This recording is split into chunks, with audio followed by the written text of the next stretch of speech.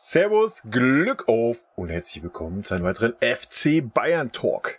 Ja Leute, was erwartet euch hier in diesem Talk jetzt? Es erwartet euch ein kleiner Ausblick oder eine kleine Analyse oder Meinung meinerseits, was sich in der kommenden Saison ändern müsste. Dass Brazzo entlassen werden muss, denke ich, steht außer Frage, aber wir gehen da gleich mal ein bisschen genauer drauf ein. Vorher habe ich ein, zwei kleine Sachen in eigener Regie. Erstmal vielen lieben Dank an GB und Christian Loch und natürlich Amara. Also das sind meine 3 Kanalmitglieder. Christian Loch und GB sind neu dabei. Vielen lieben Dank, dass ihr dabei seid.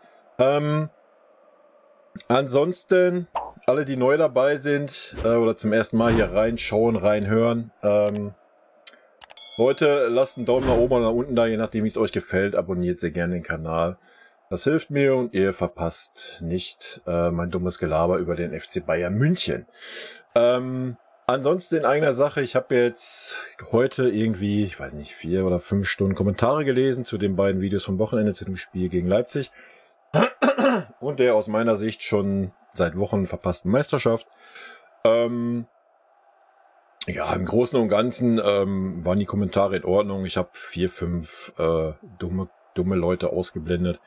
Ansonsten alles gut. Allerdings habe ich da eine Sache, die ich hier ganz kurz ansprechen möchte. Ja, weil es einfacher ist wie, keine Ahnung, wenn ich schon 5 Stunden Kommentare lese, habe ich halt auch nicht die Zeit, Lust, Muße, da auf jeden Kommentar irgendwie zu antworten. Deswegen, ich antworte nicht auf jeden Kommentar. Das sollte auch klar sein. Aber eine Sache möchte ich nochmal ganz klar sagen. Ich bin hier ein normaler Dude, wie du und ich, ja, ein normaler FC Bayern-Fan, vielleicht nicht normaler, vielleicht ein bisschen heißblütiger und so weiter und so fort.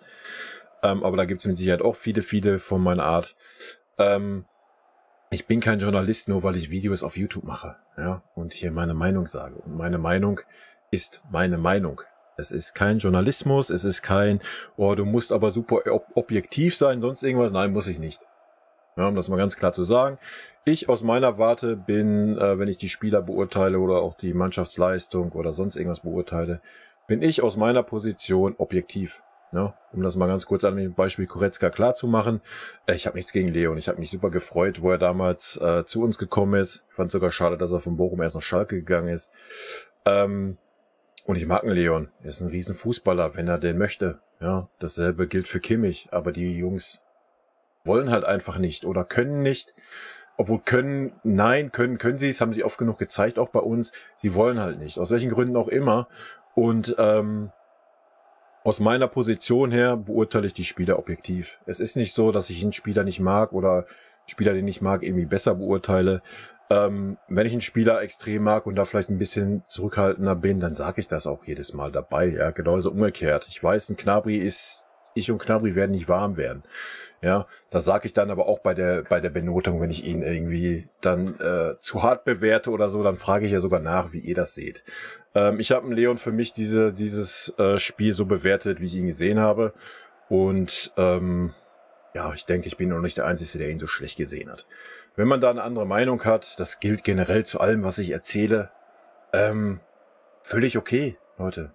Ja, ihr müsst nicht meiner Meinung sein, um das nochmal ganz klar zu sagen.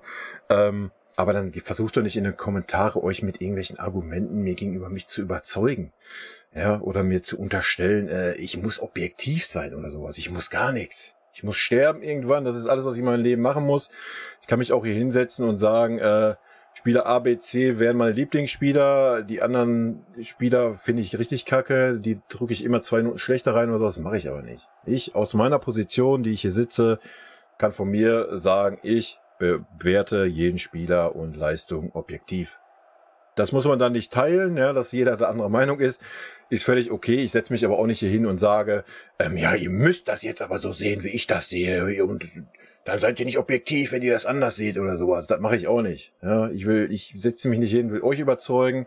Also lasst das sein in den Kommentaren, versuchen mich zu überzeugen. Ihr könnt eure Meinung sagen, dass ihr sagt, ja, ich habe einen Goretzka aber stärker gesehen.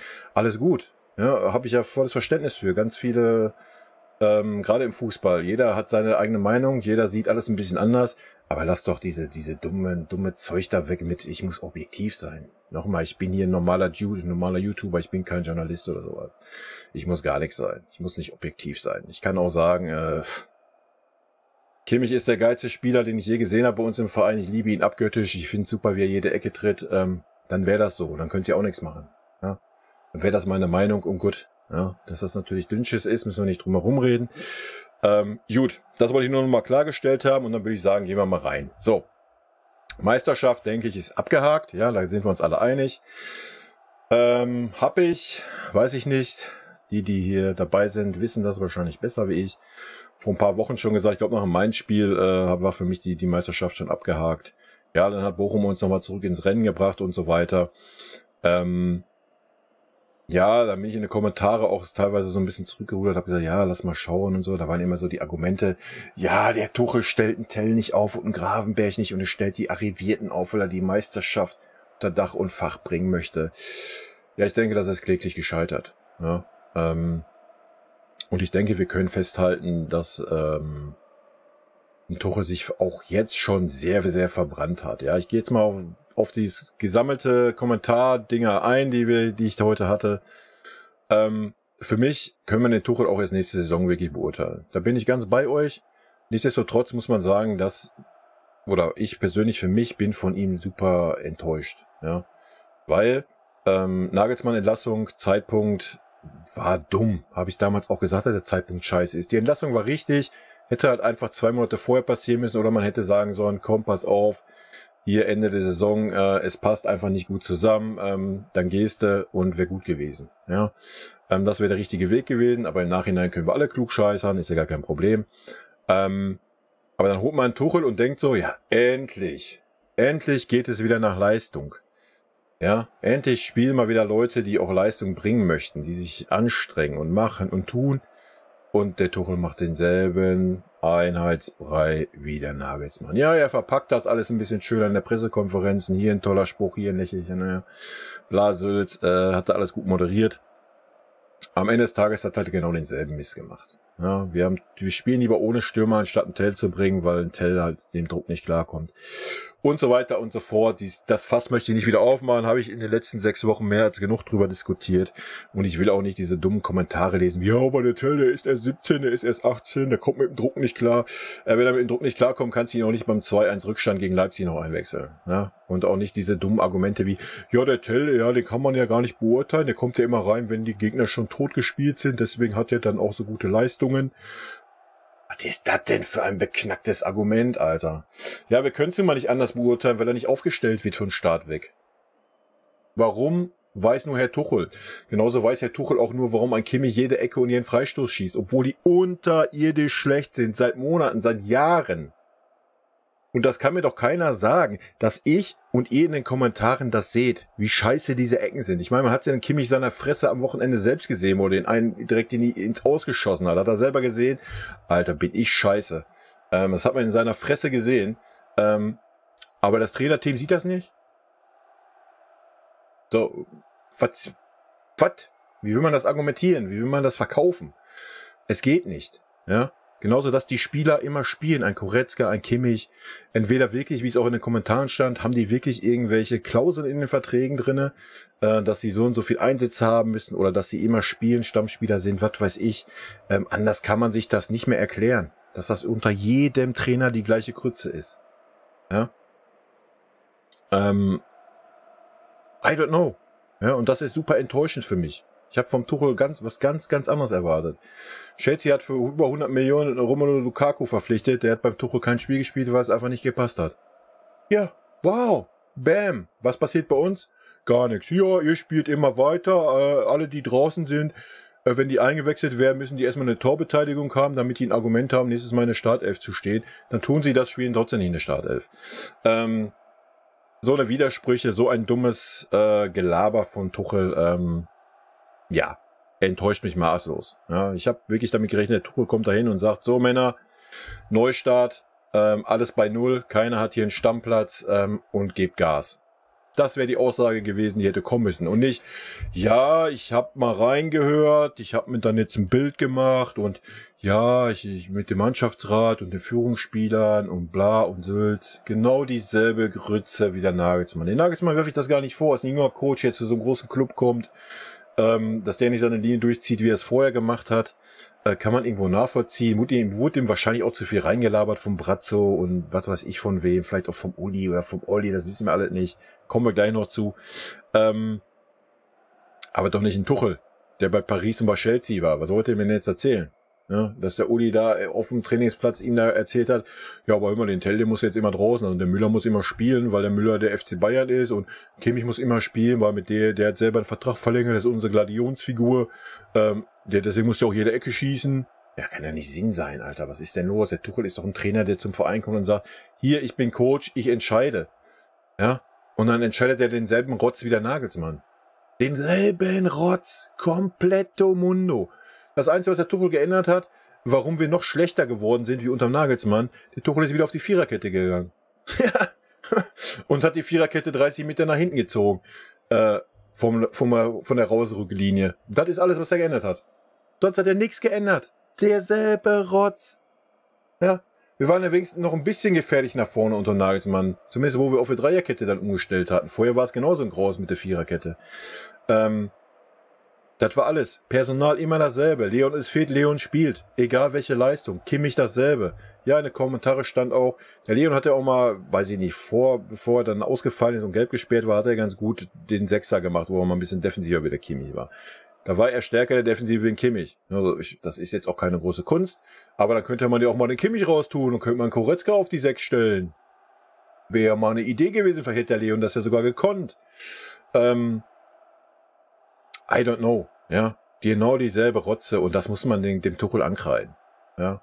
Und dieses Argument zu sagen, ja, er wollte die deutsche Meisterschaft holen, das Argument ist Geschichte, Leute. Das Argument zieht nicht mehr, das ist durch, wir werden kein deutscher Meister werden. Ja, da müsste super viel schief laufen, ich meine, im Fußball ist nichts ausgeschlossen, aber nein, der Zug ist abgefahren, ja. Und ja, wie gesagt, wir haben unter Nagelsmann seit 1,5 Jahren die Spieler gehabt, die immer spielen. Immer. Sobald die irgendwie fit gespritzt werden konnten, spielen die. Egal, welche Leistung die gebracht haben. Egal. Scheißegal. Und Tuchel hat genau dasselbe gemacht. Und dann erwartet man irgendeine Änderung. Dann setze ich mich dahin und erwarte, ja, ich erwarte aber von den Ersatzspielern, dass die sich mal ein bisschen mehr anstrengen und mal ein bisschen was zeigen. Ja, die sind seit einem Jahr da und werden einfach gnadenlos ignoriert. Ja? Man verpflichtet Intel für 20 Millionen, Gravenberch für 20 Millionen und denkt sich so, ah ja, super, da haben wir 2 Talente, die setze ich jetzt erstmal ein Jahr auf die Bank, dann gucken wir mal, wie die sich entwickeln. What the fuck? Ja, welches Talent möchte denn zu uns wechseln? Wo möchtest du jetzt noch anfragen und sagen, yo, du bist es, dich hätte ich gern bei uns. Es kommt doch keiner mehr zu uns. Keiner mehr. Ich meine, wir haben es vorher mit dem Marc versaut, wir haben es vorher mit dem Renato Sanchez versaut. Wir haben es mit so vielen Spielern versaut, die wir jung gekauft haben, auch für richtig viel Geld und ihnen einfach keine Chancen gegeben haben. Ich meine, in der Vergangenheit konntest du noch argumentieren, ja, ist super schwer in die Mannschaft reinzukommen. Da waren halt alle in Form, wir haben guten Fußball gespielt. Alles gut, kann ich das nachvollziehen, ja? Keine Frage, dann ist es schwer für Talente. Aber wir haben eine Grütze in der Rückrunde gespielt, die auf keine Kuhhaut geht. Und das von allen Etablierten, die auf dem Platz standen. Von allen. Fast in einer Linie durchgehend schlecht. Ja? War ganz zwischendurch mal der eine oder andere mal ein Peak nach oben, dass er mal ein gutes Spiel gemacht hat. Und selbst dann sagt man nicht, komm, wir haben die Talente verpflichtet, hau mal die doch mal rein. Oder bringen wir mal einen Ibra aus der zweiten. Bringen wir mal einen Paul Wander. Okay, der war dann verletzt, alles gut. Paul Wander hat mal einen riesen Rara gemacht. Ja, super, wir haben verlängert für so und so 4 Jahre. Super, Riesentalent, erste Mannschaft. Nicht eine Minute Spielzeit. Ja, nochmal, wenn wir super stark sind, super konstant sind, kann ich das auch nachvollziehen. Aber da kann man auch, wenn es 3-0 steht, so einen Jungen reinhauen für 30, 40 Minuten. Warum nicht, wenn das Spiel schon durch ist? So, und jetzt in dieser Phase, wo keiner Leistung bringt, gibt's auch keine Chancen. So, welche Argumente möchtest du einem jungen Spieler noch geben? Gerade auch aus dem eigenen Leistungszentrum. Ja, auch da haben wir einen Stürmer in der zweiten Mannschaft, der in der Regionalliga Hütten gemacht hat. Auch da, wenn man, warum auch immer, sagt zum Tell, ja, das ist jetzt nicht so der klassische Neuner, was nämlich dumpfig ist, weil er gar nicht die Chancen dazu gekriegt hat, hätte man auch den mal reinwerfen können, bevor man ohne Stürmer spielt. Nichts. Einfach nichts. Und das kreide ich den Tuchel an. Punkt. Ja, und deswegen hat er sich für mich schon verbrannt. Ich bin gespannt, wie er das nächste Saison moderieren möchte. Nächste Saison sehe ich ein bisschen schwarz, kommen wir gleich drauf zu. Gut, halten wir oder machen wir mal einen Cut. Tuchel-Thema abgehakt, ja. Tuchel hat mehr Niederlagen als Nagelsmann in seiner ganzen Zeit oder genauso viel oder was weiß ich. Ne? Also da müssen wir nicht drum herum reden, dass es einfach unterirdisch ist. Nochmal, klar, kann man das jetzt nicht alles nur den Tuchel anheften. Der hat eine Mannschaft übernommen, die grottig war. Dass er nicht in der heißen Phase anfangen kann und sagen, ja, wir machen jetzt aber die und die Taktik, wir fangen bei Null an, bla und Sülz. Alles klar, verstehe ich vollkommen. Aber man hätte sich halt da hinstellen können und sagen können, Männer, pass auf, ich bin jetzt hier. Alle sind auf Null. Und wer jetzt Gas gibt, spielt bei mir. Ja, und genau das wurde nicht getan. Es wurde wieder alles nur aufgestellt, wie es immer war. Ja, und das ist das, was ich ihm ankreide. Ansonsten, ja, kann Tuchel relativ wenig machen. Er muss das Spielermaterial nutzen, was da ist. Schwierige Situation. Nichtsdestotrotz, Trainer von seinem Format hätte aus den Möglichkeiten, die er hatte, mehr machen müssen. Du kannst gegen Man City ausscheiden, gar keine Frage, war auch verdient. Gegen Freiburg war es wirklich unglücklich im Pokal, obwohl wir kein gutes Spiel gemacht haben. Auch da musst du eine andere Einstellung am Tag legen. Aber dass man dann die Meisterschaft jetzt so herschenkt, das muss sich in Tuchel ankreiden lassen, Leute. Ja, am Ende des Tages stehen die Spieler auf dem Platz, aber die Spieler auf dem Platz, die stehen da, weil der Tuchel die da hinstellt. Ja, er hätte genug andere Spieler aufstellen können, hat er nicht getan.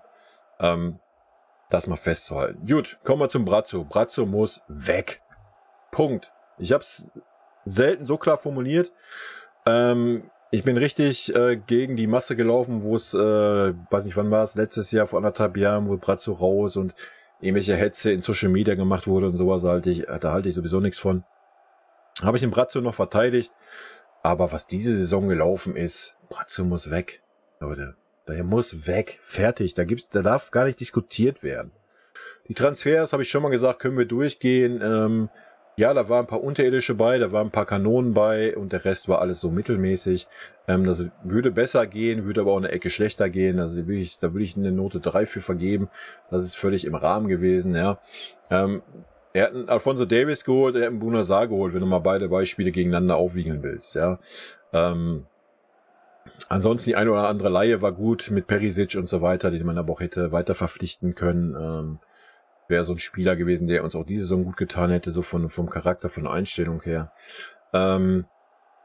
Aber die Außendarstellung, die dieser Club an den Tag gelegt hat, in den letzten 2 Jahren mit dem Nagelsmann, Leute, die ist unterirdisch. Die ist unterirdisch und eines Top-Clubs nicht würdig, ein FC Bayern nicht würdig.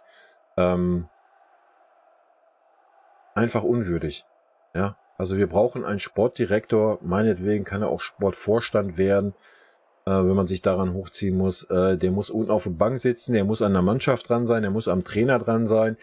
Der muss, wenn er so eine Phase ist, wie es jetzt war, dann muss der Sportvorstand da in die Bresche springen, muss die Mannschaft mal öffentlich zerlegen. Dass der Trainer das nicht machen kann, ja, kann man ja nachvollziehen. Gerade bei so mimosen Spielern, wie wir sie haben, die das nicht verpacken könnten. Dass man sich da nicht ins Abseits schießt als Trainer, ist ja auch klar. Aber dafür ist der Sportdirektor da. Ja, das ist sein Job. Überlegt euch nur mal, denkt mal an Uli zurück. Wenn es nicht gelaufen ist, da war aber Kommando-Attacke, aber richtig Attacke. Ja, und das erwarte ich. Und wenn der Brazzo das nicht geschissen kriegt, dann muss der Uli das machen. Ja, da muss er den Brazzo mal tadeln, muss den mal zusammenfalten, weil er ist der Vorgesetzte, nicht andersrum. Ja, und auch wenn der Brazzo so mit dem Uli ist, ja, dann muss der Uli immer mal klare Kante zeigen. Ja, da kommen wir nämlich schon zum nächsten Problem, weil ich auch in den Kommentaren gelesen habe. Ja, Uli muss jetzt zurückkommen. Uli ist der Retter des Vereins. Ich trinke mal eben. Also der größte Mist, den ich gelesen habe. Ja, der größte Mist. Wirklich der allergrößte Mist. Wer denkt denn wirklich hier, der ein bisschen FC Bayern Ahnung hat, dass nicht jede Entscheidung, die in den letzten Wochen und Monaten getroffen wurde, nicht abgenickt wurde vom großen Paten Uli Hoeneß? Glaubt das wirklich jemand von euch? Kann ja wohl nicht euer Ernst sein, oder? Das glaubt ihr doch nicht wirklich. Was war denn das Erste, was der Tuchel gesagt hat bei der Pressekonferenz? Ja, ich habe mit dem Uli gesprochen. Ich habe ihm gesagt, mir ist Samir, das ist sein Club. Ich werde mich gut um seinen Club kümmern. So, meint ihr, ein Tuchel wäre eingestellt worden, ohne dass der Uli sagt, ja, Brazzo, ist okay, mach mal. Meint ihr, irgendein Spieler wäre verpflichtet worden, der Geld gekostet hat, ohne dass der Uli gesagt hätte, ja, Brazzo, ist erlaubt, mach mal. Nee. Das wurde alles abgenickt, alles hinterfragt und bla und Sülz. Das ist doch das große Problem. Warum ist denn alles so verwässert bei uns? Und warum ist alles so gerade kein Mir Samir da? So, warum hat denn ein Brazzo und ein Oliver Kahn kein Profil? Hä? Gerade ein Olli. Ein Brazzo kannst du ja noch sagen, ist vielleicht ein bisschen typbedingt. Aber überleg doch mal, was der Olli für ein Typ ist. Und Typ war. Auch auf dem Fußballplatz. Ja? Gerade hat man beim Olli so das Gefühl so, ja, ich sag jetzt mal besser nichts, was irgendwie den Uli stören könnte, weil am Ende der Saison bin ich dann weg. Ich muss jetzt gerade gucken, dass ich noch irgendwie meine Karten ein bisschen verbessere, dass ich noch bleiben darf. Ja, so, das ist das Gefühl, was man gerade beim Olli hat. Ich habe nichts gegen Uli. Der Club ist sein Lebenswerk. Ja, dann geh ins operative Geschäft oder geh raus. Geh ganz raus. Halt dich raus. Ja? Punkt. Aber der Brazzo sitzt ja überhaupt nur wegen dem Uli da. Das vergessen auch immer alle. Ne? Der Uli hat darauf bestanden, dass da ein Brazzo sitzt. Auch wie es in den Kommentaren stand, warum hat ein Lahm denn damals abgesagt?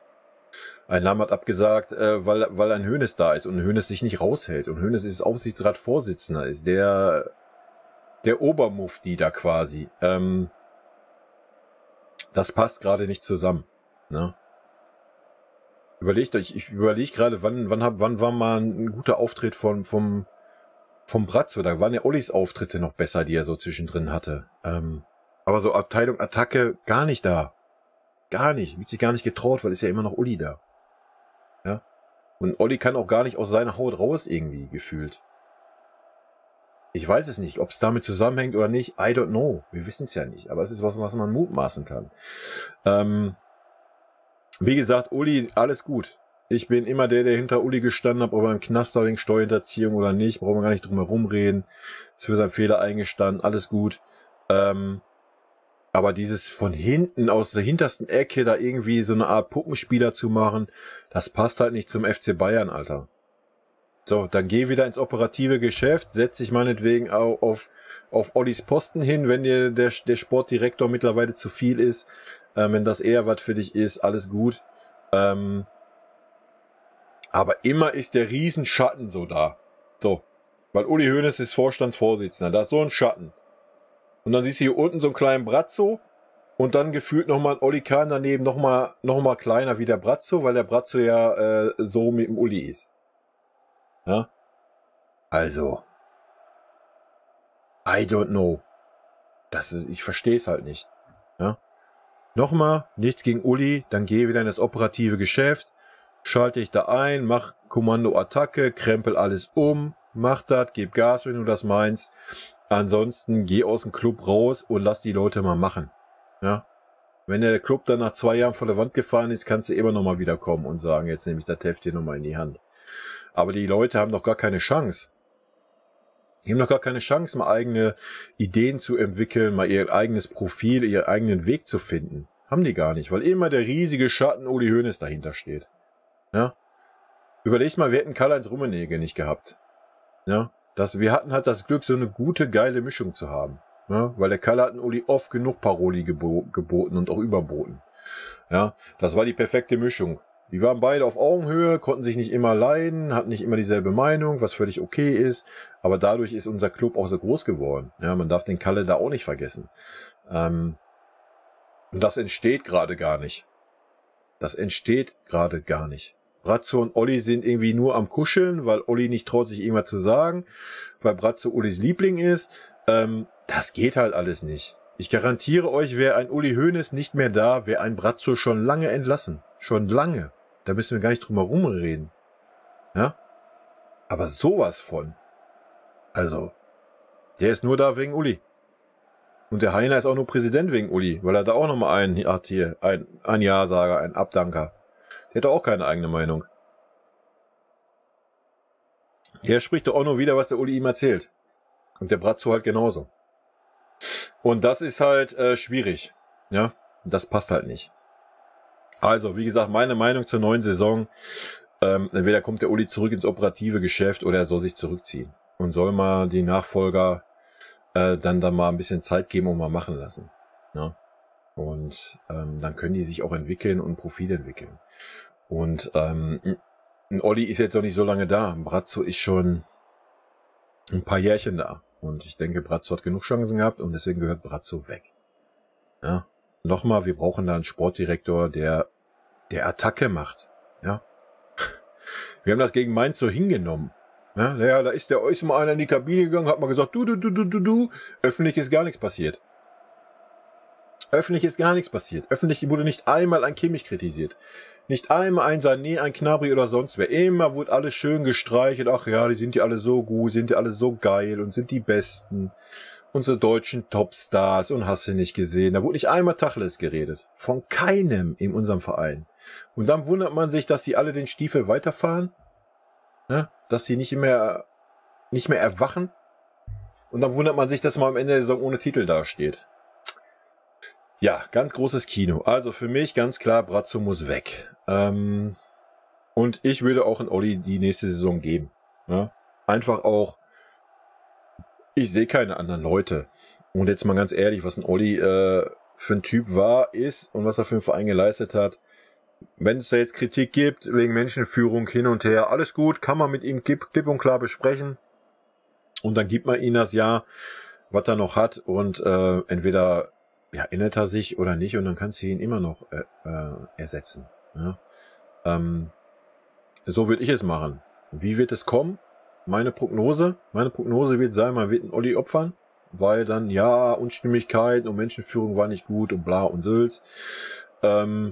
I don't know, wer sich da hinsetzen wird. Ja? Ob es vielleicht ein Kalle nochmal übergangsweise macht, ob sich ein Uli da hinsetzt oder ob da wieder irgendeine Marionette vom Uli eingesetzt wird. Ich weiß es nicht. Wir werden es sehen. Ich sage, ein Brazzo wird nicht entlassen werden. Weil er einfach so ist mit dem Uli.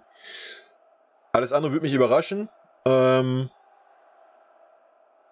Aber Uli war schon immer so, wenn die Fans Sturm gelaufen sind, was sie bei Brazzo ja schon seit 2 Jahren tun, jetzt nicht auf den Brazzo bezogen, aber auf andere Themen damals bezogen, der Uli immer Scheuklappen auf und durch. Ja, wenn er seine Meinung hat, hat er seine Meinung. Das hat alles Vorteile, hat auch alles Nachteile. Und ich kann mir sehr gut vorstellen, dass er den Brazzo weiter durchzieht. Und den Olli halt opfert. So, das ist der Sündenbock für die Saison. So könnte ich es mir vorstellen. Ich bin sehr gespannt. Vielleicht liege ich voll auf dem verkehrten Dampfer. Vielleicht werden beide weggehauen oder man haut einen Brazzo raus und behält einen Olli. Vielleicht tritt auch ein Uli aus dem Aufsichtsrat zurück oder sonst was. Wird man sehen. Ich denke mal, nach der Jahreshauptversammlung wird es nochmal ein bisschen emotionaler werden. Wird man alles sehen, wo es hingeht. Ich bin sehr gespannt. Kommen wir zum Kader. Der Kader nächste Saison. Ja, Leute, wo soll man da anfangen? Ich habe schon am Wochenende jetzt in meinen Videos gesagt, für mich gehört ein Gnabry weg, ein Sané, ein Kimmich, ein Goretzka.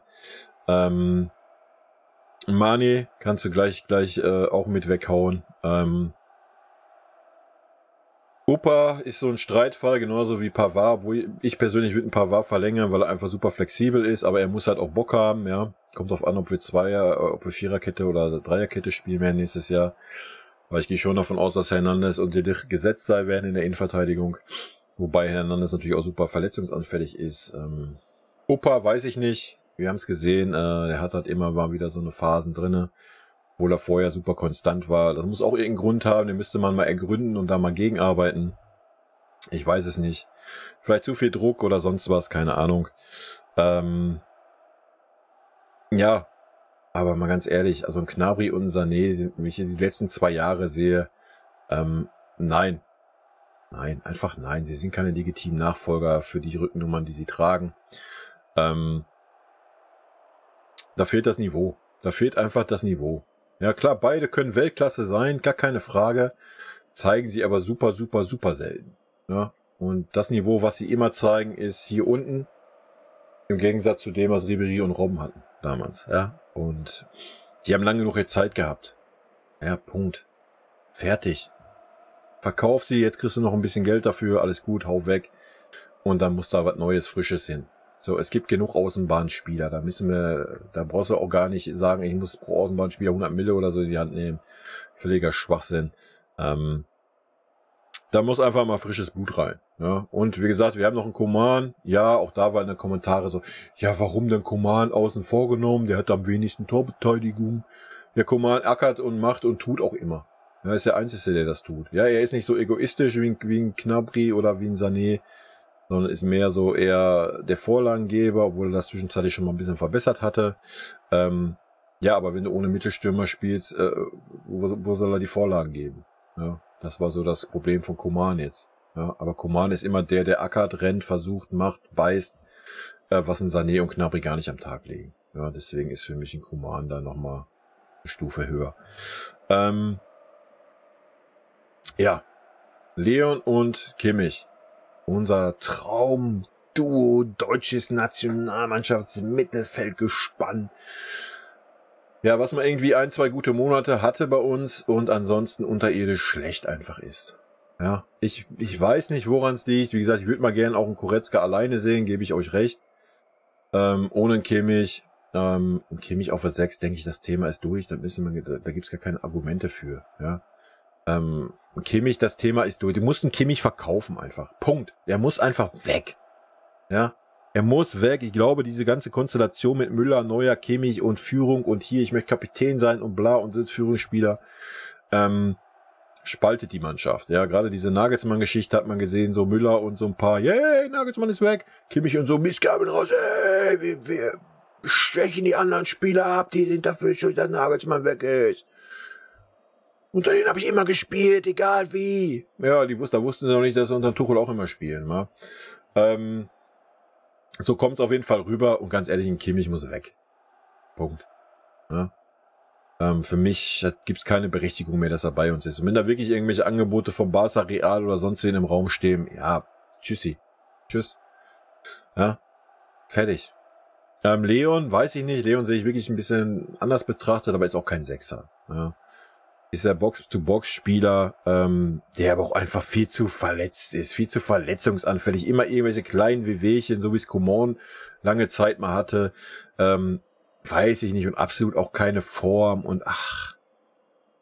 Ich versuche mich gerade dran zu erinnern, so wann Leon mal richtig 2, 3 Monate am Stück mal präsent und stark war. Ich glaube noch nie. Ne? Das sagt schon alles auf dieser Position. Ja, da musst du Spieler haben, die immer da sind, die konstant sind. Ich nur daran denke, was Kimmich für ein Sechser ist, Alter. Er kann nur einen Pass, er kann nur den Ball tropfen lassen. Oder maximal noch quer spielen. Er kann den Ball nicht mal annehmen, mal eine Drehung machen, auch wenn er unter Druck ist, so wie es Thiago immer konnte, was selbst ein Marc Rocker konnte. Was selbst ein Cancelo letztens gezeigt hat, wo er mal ein paar Minuten auf der 6 gespielt hatte. Das geht uns halt komplett ab. Wir haben gar keinen Spielaufbau. Jede Mannschaft, die ein bisschen Ahnung hat, läuft ein Kimmich einfach an. Dann kann der nichts mehr.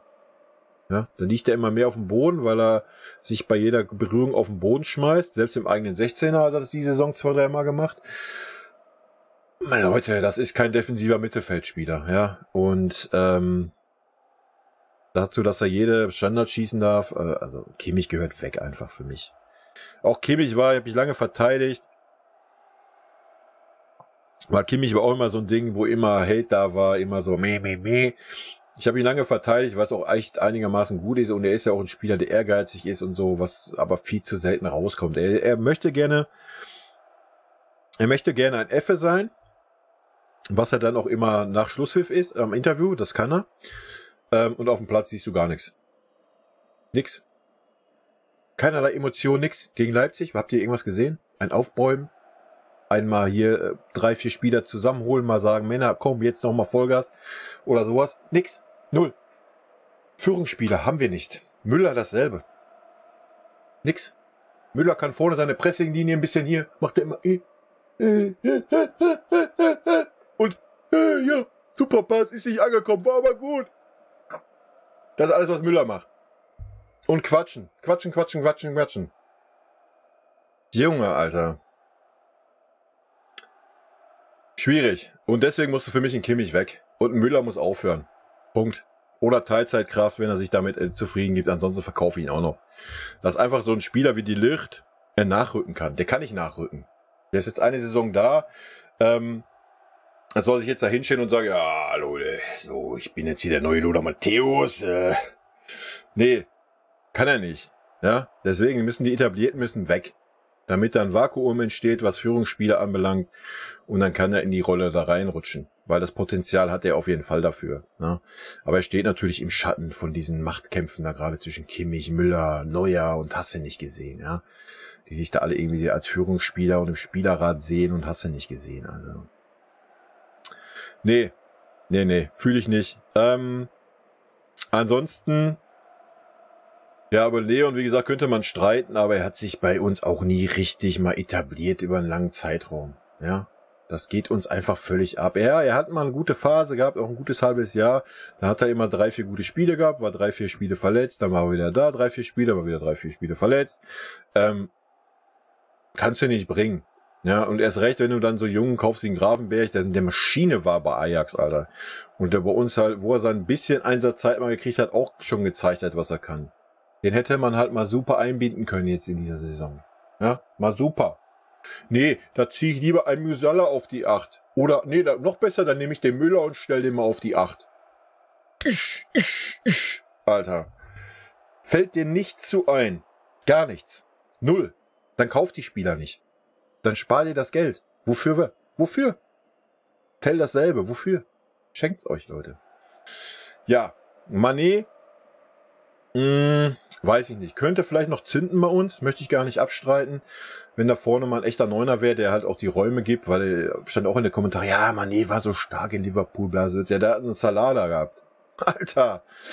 Das ist aber was ganz anderes. Sie sind so ganz andere Räume da, ja, und ein super Zusammenspiel, weil die sich schon ewig kannten. Das ist ja bei uns alles nicht gegeben. Mit wem soll er denn da vorne sich koordinieren, wenn wir ohne Neuner spielen? So. Er hat doch nicht mal irgendwie 3, 4 Spiele gehabt, wo da ein richtiger Neuner stand. Gab's doch gar nicht. Weil ein Tell haben wir uns nicht getraut aufzustellen und Choupo war entweder verletzt und wo Mané da war dann Choupo verletzt und umgekehrt. Also ja, seine Leistungen waren unterirdisch, da müssen wir nicht drum herum reden. Aber die ganze Mannschaft ist unterirdisch. Dann kannst du halt auch nicht von irgendeinem Neuzugang verlangen, so, obwohl es ein Cancelo gemacht hat sogar, du bist jetzt der jetzt hier den Club aus den Kohlen reißt und sonst was macht. Ja, das kannst du nicht verlangen. Erst recht nicht mit seiner Verletzung und so weiter. Das spielte alles mit rein. Ja, aber für mich kann er halt auch wieder gehen. Also ganz ehrlich, für das Geld, was er verdient. Aber na klar, könnte es sein, dass er nächstes Jahr noch zündet vielleicht, wenn er bleibt. Wenn da ein vernünftiger Stürmer vorne drin ist, dass er auch Platz kriegt und so weiter. Also sollte man sagen, man gibt Sané und Gnabry ab und behält Mané, um ihm noch eine Chance zu geben. Ja, könnte ich auf jeden Fall mit leben.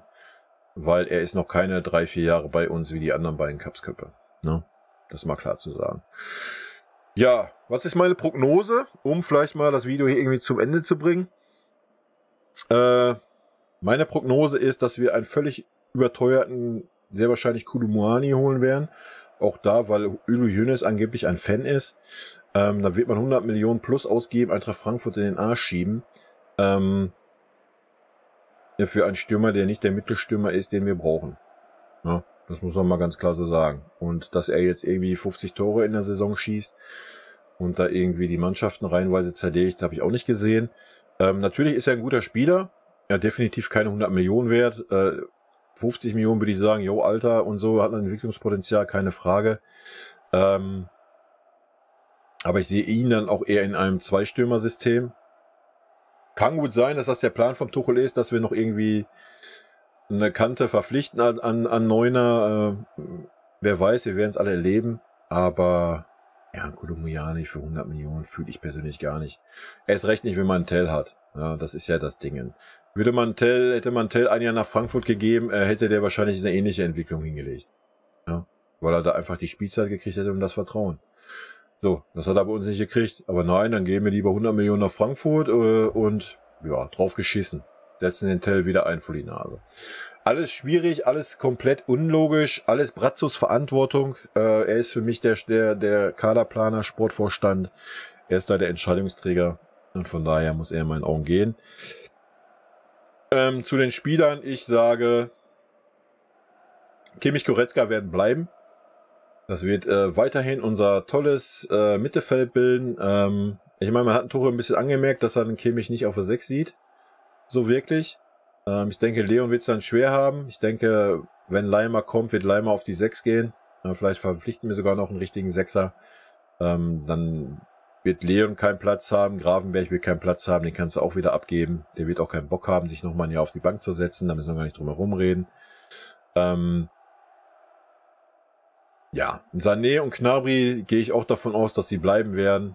Dann kommt wieder so das, ja, den Sané krieg ich schon hin, das kriegen wir schon hin, dass der und Gnabry kriegen wir, habt ihr gesehen, die letzten 4 Spiele hat er jeweils ein Tor gemacht.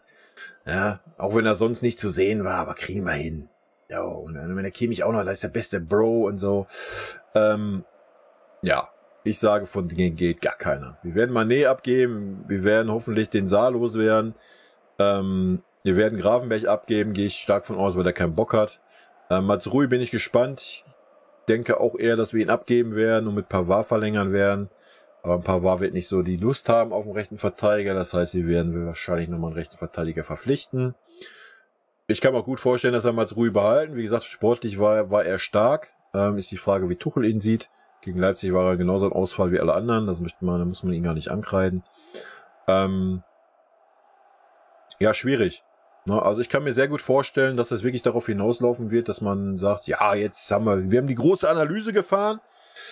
Die Analyse ist, Olli wird rausgeschmissen, weil er keine Menschenführung hatte und hat Unruhe reingebracht. Und es war eine Fehleinschätzung, wir werden einen Neuner verpflichten und weil Thomas Tuchel das so möchte, werden wir noch einen Sechser verpflichten. So.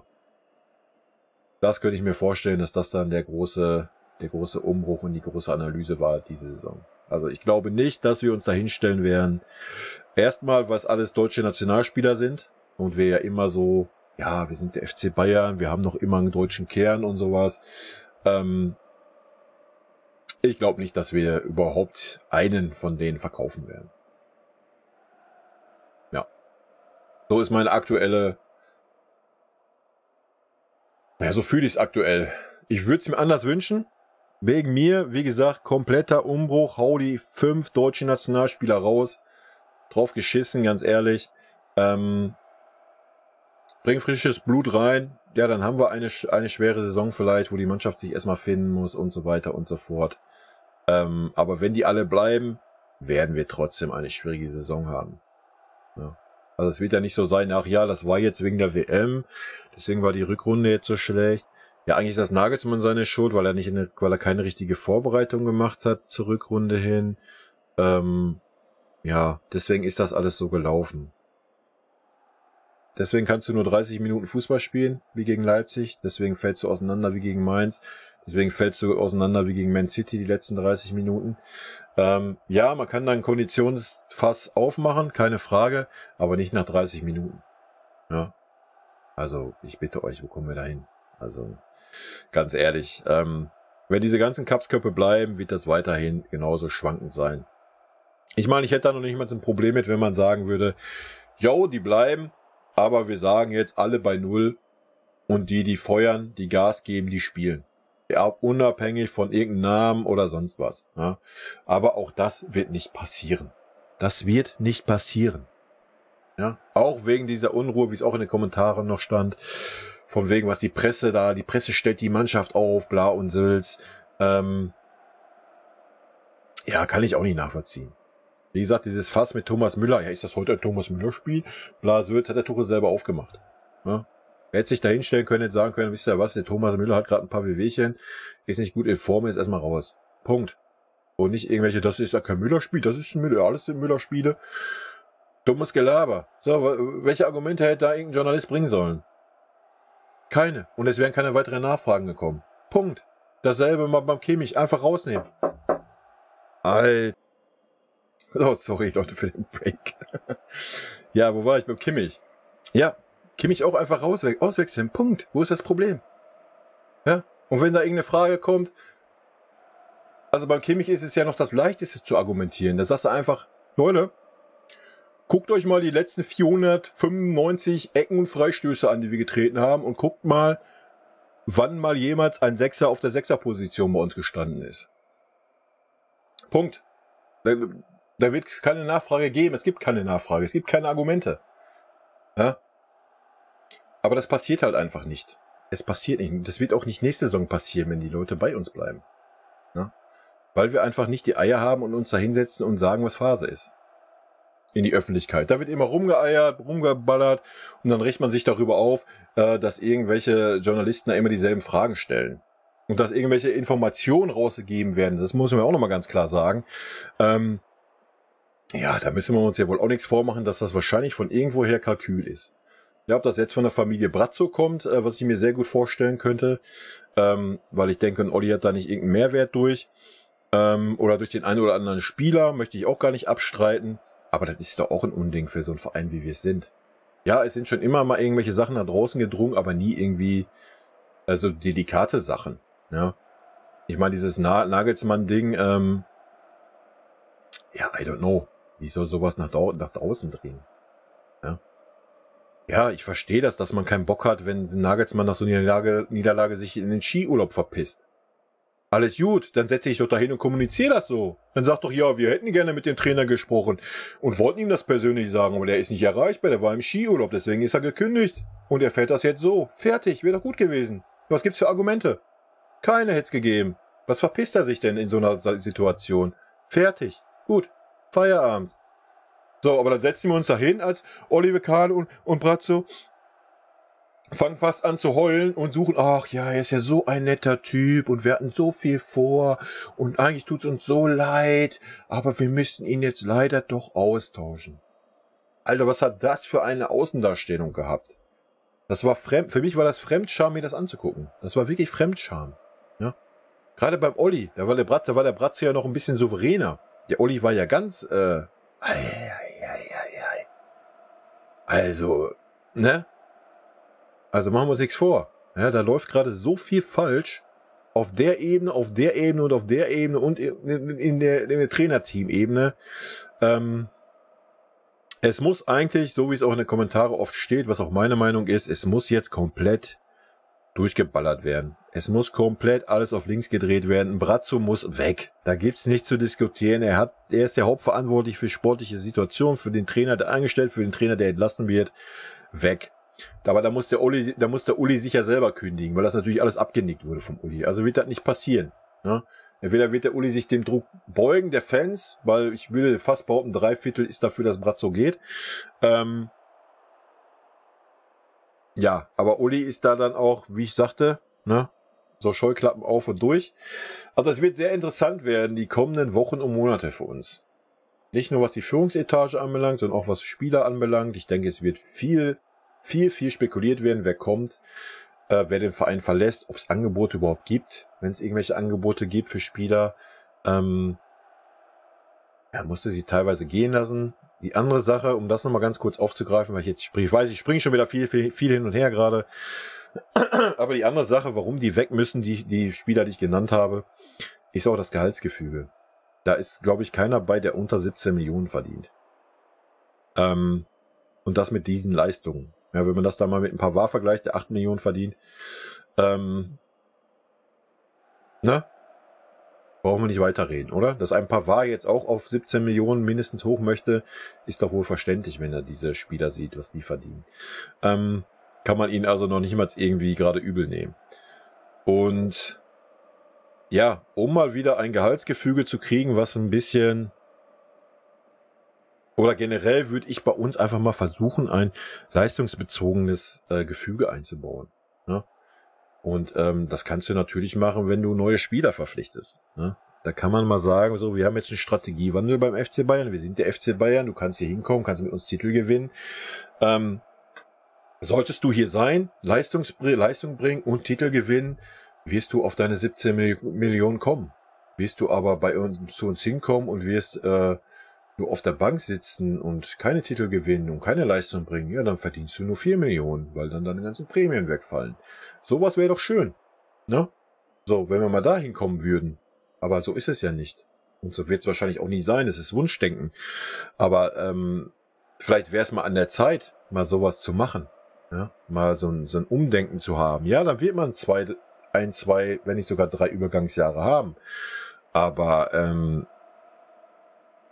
ja, dann hätte man vielleicht mal ein bisschen andere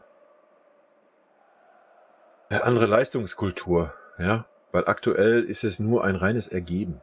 Weil man hat doch nicht das Gefühl, dass da auch nur ein Spieler auf dem Platz steht, den es um den Verein geht. Habt ihr beim Kimmich, beim Goretzka, beim Gnabry, beim Sané, beim Mané irgendwie das Gefühl, der spielt da für den FC Bayern? Und dem ist wichtig, ob die deutsche Meisterschaft für den Verein gewonnen wird, für die Fans gewonnen wird, für den Vorstand, für sonst wen? Nee, habe ich nicht das Gefühl. De Ligt hat man so ein bisschen das Gefühl, der hat auch auf Gehalt verzichtet, dass er kommen kann und so weiter. Der ein oder anderen Spieler gibt's da. Aber gerade bei diesen genannten Spielern, die das vorleben sollten, als deutsche Nationalspieler beim besten deutschen Club zu spielen, stolz darauf zu sein und für die Fans spielen zu wollen und so. Nee, hat man nicht das Gefühl. Hat man nicht. Ganz im Gegenteil sogar. So, man hat das Gefühl, so, die sind scheiß drauf. Ist mir scheißegal. Ich hauptsächlich mein Geld, alles andere ist mir egal. Das Gefühl hat man. Ne? Und das ist auch das, was mich so sauer macht und so enttäuscht. Ja, ich scheiß auf die deutsche Meisterschaft, ja. Scheiß darauf, dass wir keinen Titel gewonnen haben. Wir können auch die nächsten 2 Jahre keinen Titel gewinnen, solange wir dafür eine Mannschaft auf dem Platz haben, wo man sieht, dass sie will und möchte. Dann kann man doch mit dem allen leben, dass man dann vielleicht mal keinen Erfolg hat, weil man mal vielleicht immer eine Schwächephase hat, ein bisschen kein Spielglück, Blasöls, hin und her, alles gut. Aber wenn man das Gefühl hat, es ist eine Mannschaft da, die möchte und die für den Verein spielt und versteht, was dieser Verein darstellen soll, ist das was ganz anderes wie jetzt. Ne? Gut, so, abschließend noch ein Thema. Fans aus dem Stadion gegangen. Jetzt am Wochenende. War ja auch der eine oder andere Kommentare, der geschrieben hat, ich war da, ich bin gegangen. Dann gab es ja einen oder anderen, der geschrieben hat, ja, sind nur Erfolgsfans, die da gegangen sind. Also ich persönlich wäre auch nicht gegangen. Sag ich euch, wie es ist. Liegt aber auch daran, dass ich gerne leide. Aber natürlich auch, ja, finde, das gehört sich einfach nicht. Man hat die Mannschaft zu unterstützen.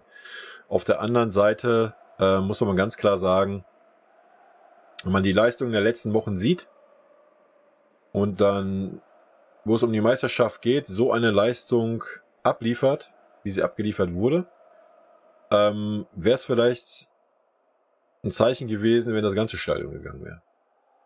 Ja? Also, ich meine, wenn der Verein, die Vereinsführung schon keine Zeichen setzt, können die Fans Zeichen setzen. Wenn man aus diesem Beweggrund gegangen ist, um zu sagen, wisst ihr was, ihr müsst jetzt einfach mal kapieren, dass das so nicht geht, dann setzen wir jetzt ein Zeichen und verlassen das Spiel vorher. Kann ich das nachvollziehen? Und das wäre vielleicht mal ein Zeichen gewesen, ja, was man hätte setzen können. Ja? Ja, das ist abschließend, was ich noch sagen wollte. So, ich weiß jetzt, ich bin viel hin und her gesprungen zwischen den Themen, Blasöls, habe mich wieder in Rage geredet, wollte ich eigentlich gar nicht. Nichtsdestotrotz haue ich das Video raus.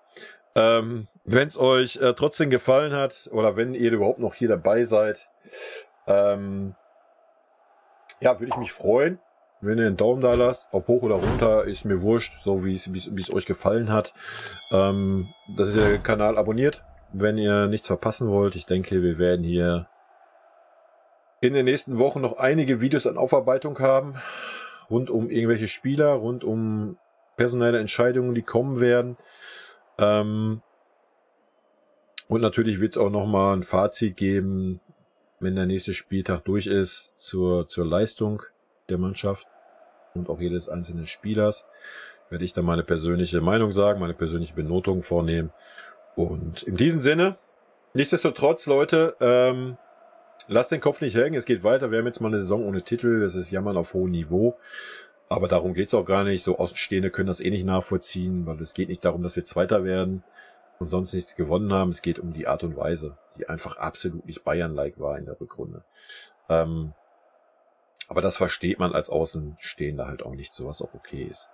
Gut, also in diesem Sinne, Leute, mir Samir, rot-weiße Grüße gehen raus, bleibt gesund und wir hoffen, dass die richtigen Schlüsse gezogen werden für die neue Saison und dass wir da wieder ein bisschen mehr Spaß an unseren Spielen haben werden. Tschüssi.